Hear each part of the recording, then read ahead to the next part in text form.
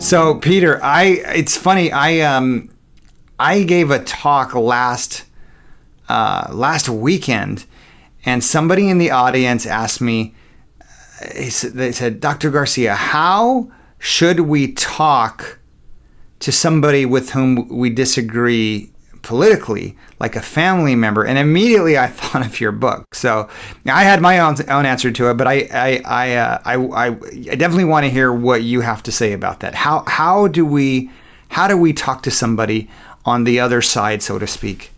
So like you, I really want to have a lot of civil discourse to make sure that we're actually vetting out issues, gaining more empathy from other perspectives, so we as a society can actually collectively solve our problems. Unfortunately, because of our tribalism, the tenor is such that we're not able really to have those dialogues. So I'm going to give a couple of choices. So the first one would be this. If you're I very rarely these days get into political conversations. That's the first one. And the reason being is I don't really find political conversations these days actually to be about policy. Most political conversations these days are actually just tribal signaling or virtue signaling. And what people are doing largely is they're picking the news du jour, whatever story broke yesterday or last week. It could have been a riot, it could have been the election results, and each side, each tribe, and I'm oversimplifying here, kind of drips down their talking points. And it's just these little phrases. And then each person, us and our families, will repeat these same talking points, these same phrases. And we think we're making an argument, but actually all we're doing is signaling which tribe we're in. And so when the other person uses a different set of talking points, we know, hey, they're not on our side. And inside our midbrain just kind of lights up. And then we're very, very likely to get in arguments. So that's why it's so volatile right now, is we're not really debating, discussing, rationalizing about politics. All we're really doing is saying, my dad can beat up your dad. Are you on my team? My team can beat up your team. That's what most political conversations are these days. So a lot of what you said, I think, is right on.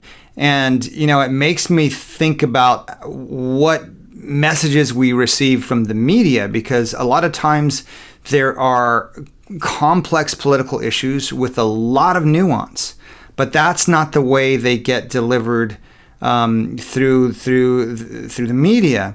So it's almost as if the media, it's not almost, it very much literally is that the media gives the populace these sound bites that are very tribalistic, they're very dichotomized, to make that sort of disagreement, those tribalistic stances, more likely. What are your thoughts about that? I couldn't agree more. So here's one of my epiphanies, is I really, after thinking about it long and hard, I really don't think I've got an original thought in my head at all when it comes to politics. There is a phrase that psychologists use, this one, it's cryptomnesia. And cryptomnesia means that you absorb ideas, you absorb content from other places, you forget that you've heard it somewhere else, and you assimilate it into your own thoughts, and then you regurgitate it as if it was your idea. And the truth is, if you really pay attention to it, there's very few people who actually have original thinking when it comes to the news, politics, social issues. And Dr. Garcia, you are one of them, by the way. Oh, I don't put myself in that category. You, I know, have original thoughts because I've read your work.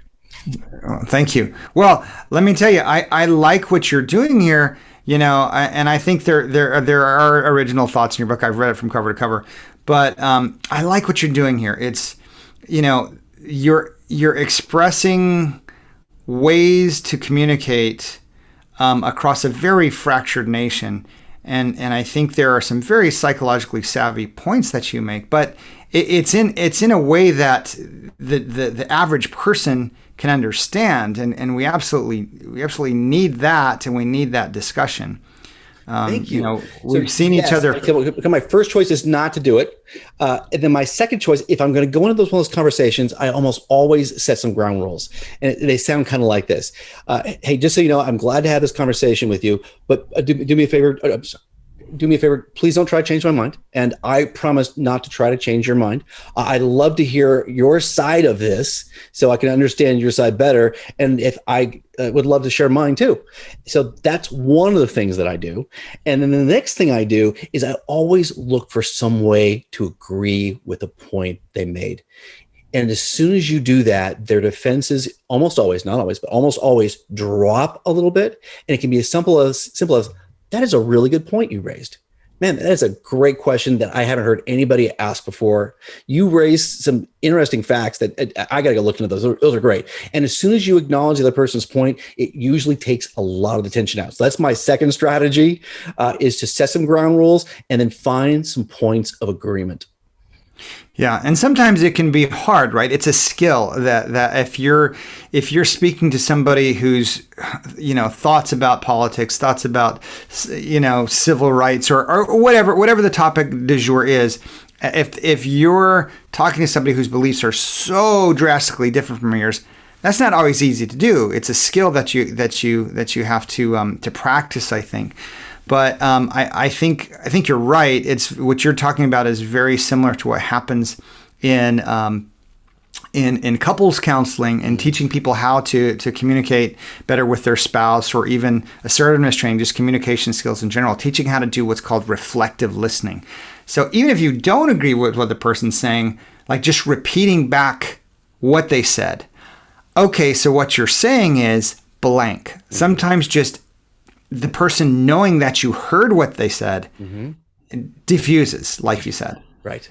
And if you can find a point of agreement, even a small point, even better. I've got a third technique, by the way. So this is the third technique that I've got. So my first technique is not to talk about politics, because really all we're doing is saying, what tribe are you in? My second technique is to find points of agreement and to empathize with them. And here's my third technique.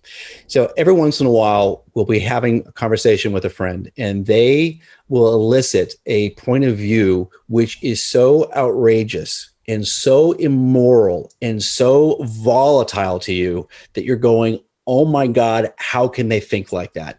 You want to go, what the heck are you thinking? Are you out of your mind? And when you have that reaction, that is the absolute worst thing you can do. So I borrowed this technique of how you deal with narcissists, and it's called either gray rocking or gray stoning. And so when someone shares with you a political opinion or a social opinion that is immoral to you, and you go, I can't acknowledge this and say, I hear you, a great point. You don't want to do that. And then you also don't want to give them any kind of sense, even a head shake or a eye roll will put them into a defensive posture, and they will actually double down on that. So the best thing to do is absolutely nothing. And so how you stop a narcissist from dominating you is to be like a gray rock and give the least possible expression. That means you're a gray rock. You don't move your facial features. You don't nod. You don't smile. You don't smirk. You don't say yes. You just go dead cold on them. And what happens is, in most circumstances, it doesn't always work, but they usually get so uncomfortable that they change the topic.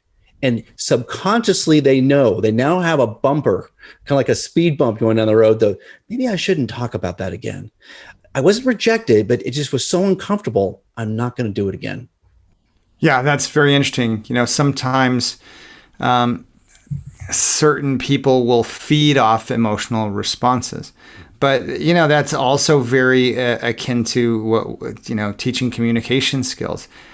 A lot of times, body posture, emotion, and some kind of facial gesture, tone of voice, like nonverbals, are more strongly tied to emotion than actually what the person's saying. Oh, so that can elicit huge amounts of information because those gestures are very old. Like before we even had language, we communicated with facial gestures and body posture and things like that. So they go straight to the emotion centers of the brain.